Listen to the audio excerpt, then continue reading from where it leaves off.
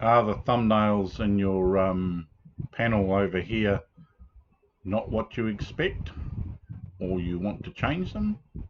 Well, if you right click there, an empty space, you can go large, medium like I normally have, small, or none. And what it'll do is it'll put a little icon here of whatever the layer is. For instance, color balance does that.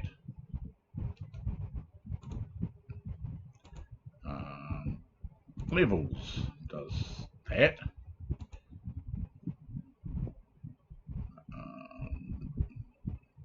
Let's try gradient. Does that.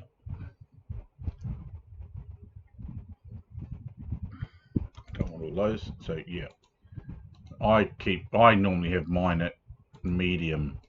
Sometimes large can be useful, but it depends how much you rename your layers.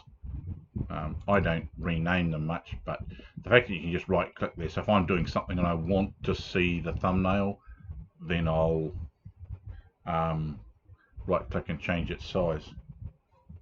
So yeah,